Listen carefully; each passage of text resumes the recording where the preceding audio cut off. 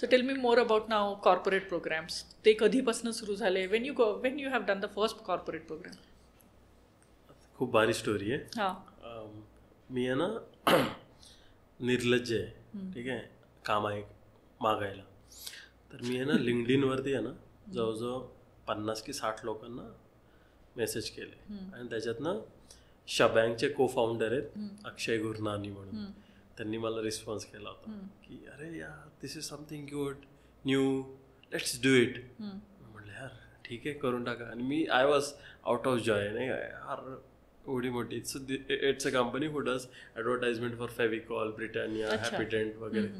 तर मी तिथं जाऊन शिकवलं होतं आणि मला काही माहिती ना, मी असं फ्लोअरवरती बसवलं होतं सगळ्यांना, को फाउंडरला, मग टीम लीडला, क्रिएटिव्ह हेडला, सगळे खाली बसून करत होते कारण की स्टार्टअप सारखी कंपनी आहे ना, काही प्रॉब्लेमच नाही.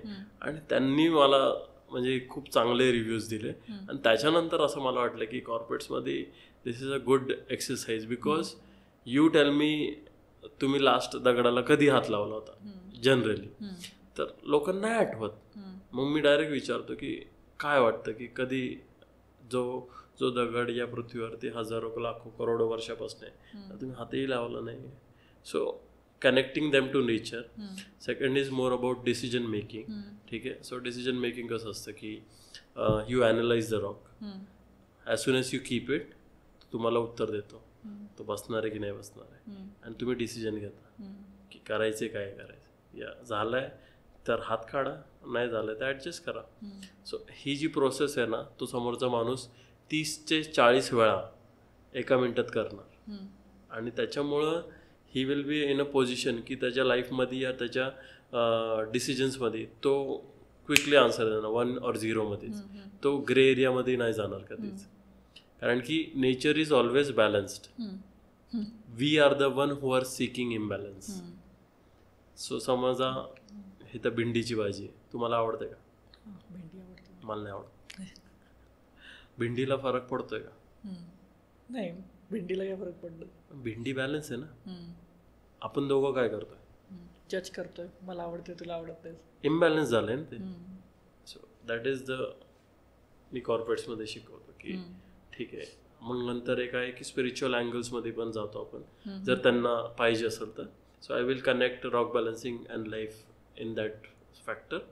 आणि more of an like focus आहे, पेशन्स आहे, आणि डिसिजन मेकिंग आहे, आणि अवेअरनेस आहे की you are aware about your surrounding. मला खूप असं म्हणजे मी कुठून गेलो तर मला बरोबर लक्षात राहतं की काय झालंय काय नाही झालंय असं. आणि मी लक्षात राहिलं की मी लगेच सांगून टाकतो समोरच्या. असं खूप वेळा असं पण होतं की रॉक बॅलन्सिंगच्या आधी असं होतं की मी घाबरायचो बोलायला. म्हणजे समजा तुम्ही एका गाडीमध्ये बसलेत आणि ड्रायव्हर चुकीचा घेऊन चाललाय, पण you go with the flow दे. ठीक आहे, त्याला माहिती आहे. मी नाही जात, मी बोलून मोकळं होतो की अरे मला वाटतंय चुकीचं आहे.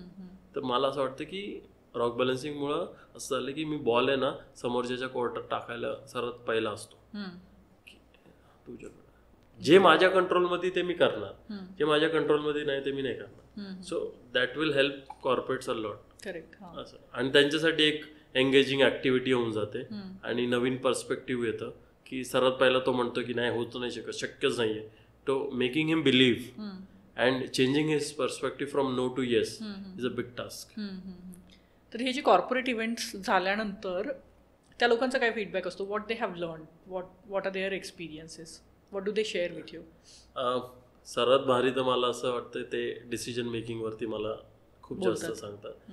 आणि ते म्हणतात की पर्स्पेक्टिव्ह वेगळे आहेत की you are so busy in your life की तुम्हाला टाइम नसतो विचार करायचा वेगळं काहीतरी. ठीक आहे. आणि जेव्हा रॉक बॅलन्सिंग करतात तेव्हा त्यांना असं वाटतं अरे यार असं तर आम्ही कधी विचारच नव्हता केला, अरे असं तर आम्ही कधी विचारच नाही केला.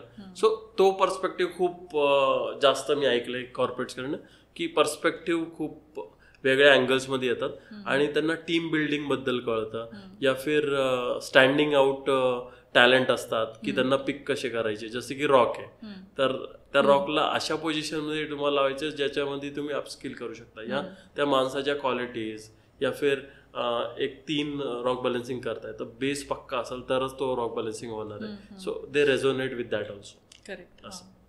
नाही, कारण एकच ॲक्टिव्हिटी जी मुलांना शिकवतोय त्यामध्ये त्याचं आउटकम वेगळं आहे, त्यातले मेसेजेस किंवा आउटकम सेमच आहे, हां प्रेझेंटेशन वेगळं. प्रेझेंटेशन वेगळं आहे. कारण की तुम्हाला जर मला एक्झाम्पल द्यायचं असेल तर मी तुमच्या रिलेटिव्ह एक्झाम्पल द्या. लहान मुलांना मी तुमचे एक्झाम्पल देऊच नाही शकत, कारण की त्यांनी एक्सपिरियन्सच नाही केले. आणि जे म्हातारे आहेत त्यांना तर वेगळाच मी एक्सपिरियन्स देणार. So depending on the generation I will give them the output. Correct.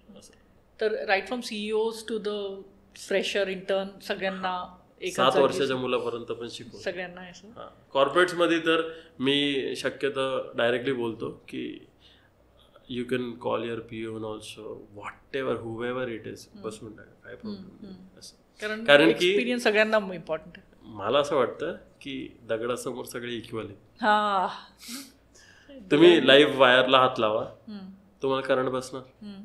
ठीक आहे, टाटा पॉवरच्या MD ला सांगा हात लावायला, बसणार. करंट बसेलच.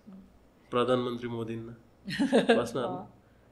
तसंच दगडासमोर कोणीही बसू द्या, माणूस असू द्या, बाई असू द्या, काळा असू द्या, निळा असू द्या, पिवळा असू द्या, सगळे एक समान आहेत. ठीक आहे, जेवढा फोकस तुम्हाला पाहिजे तेवढा फोकस मला पाहिजे, नाही तर होतच नाही.